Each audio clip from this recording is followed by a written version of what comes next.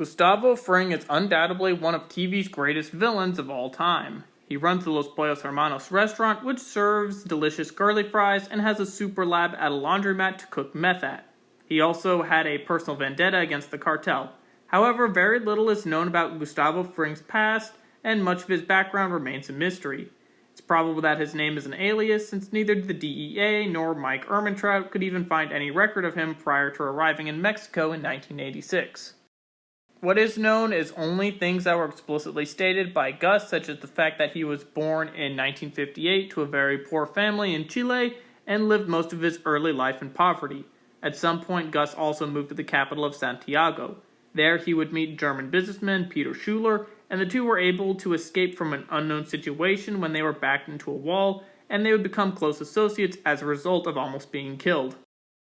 Lalo Salamanca also referred to a mysterious incident involving Gus which took place in Santiago as well, which could have either been during this time or later, which I'll elaborate on soon.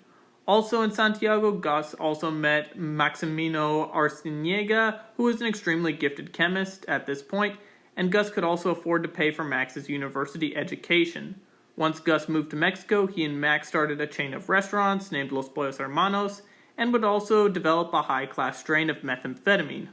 The pair would seek to start a partnership with Don Eladio Fuente, but the cartel didn't feel the same, and Hector shot Max. Eladio spared Fring because he knew who Gus was, and told Fring that he wasn't in Chile anymore.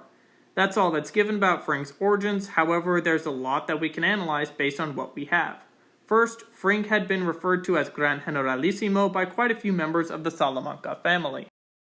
Now, a lot of people on the internet take this to directly mean that Fring was a general in the Chilean army, but it's likely more of a taunt by the Salamancas, as Fring was likely an officer either in the Chilean army or had been part of the Chilean National Information Center, which was the political police and intelligence body, which functioned as an organ of the persecution, kidnapping, torture, murder, and disappearance of political opponents during the Pinochet era of Chile. Additionally, I don't think Fring would have rose to the rank of general, as he was born in 1958 and fled in 1956, which would make him only 28 years old. Now, Chile under Pinochet was pretty well known for its mass human rights abuses and atrocities. From 1980 to 1986, the CNI's director was General Humberto Gordon, whose tenure was marked by several of the most iconic episodes starring the CNI.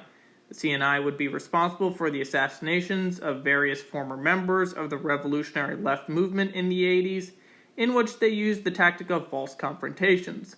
They are also related to the robbery of banks, drug trafficking, and illegal weapons transfers. The reason why I believe that Fring was part of this element of the Pinochet regime is because he was able to completely wipe all government records of himself in Chile.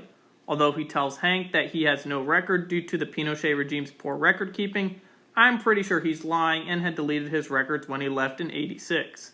Additionally, Fring would have likely wiped his records due to committing war crimes and atrocities during his time serving Pinochet. These crimes against humanity are also likely the events which Lalo refers to Fring conducting in Chile. However, the timing and reason that Fring left is very interesting to look into as well. He left in 1986 when the Pinochet regime was still comfortably in control. So why would Fring choose to leave right then and there?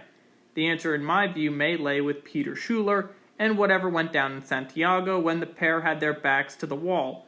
I believe that here is where Fring escaped the unknown situation with Schuler, which brings me to Colonia Dignidad. Okay, now bear with me for this next part. Colonia Dignidad was essentially a Nazi colony in Chile, which cooperated with and was protected by the Pinochet regime.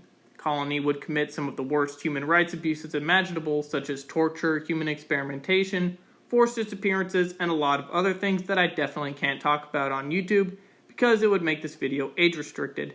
Anyway, now you might be wondering why I'm even bringing this up, and I'm so glad you asked. Very little is known of Peter Schuler's early life as well, other than the fact that he was born in Germany. At one point, he met Gustavo Fring in Santiago, Chile.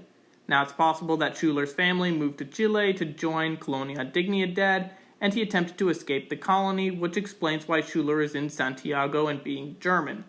Also, there were many cases of people trying to escape the colony, and when they were caught by the colony's guards, things would go very bad and they'd be met with severe punishment.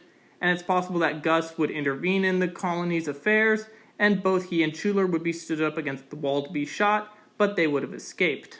Gustavo Fring may have also had some kind of association with the CIA, as his presence in the cartel would give the CIA a greater ability to dismantle the cartel without DEA oversight. This would explain why Gus wanted to focus on meth and not cocaine, and why he also easily entered the United States without proper documentation and had a habit of tipping off the proper forces when it came to incriminating the rest of the Salamancas, as well as other members of the cartel. But that's all just my theory and what I think Fring's origins are. What do you think Gus Fring's origins are? Feel free to let me know in the comments, and thank you for watching.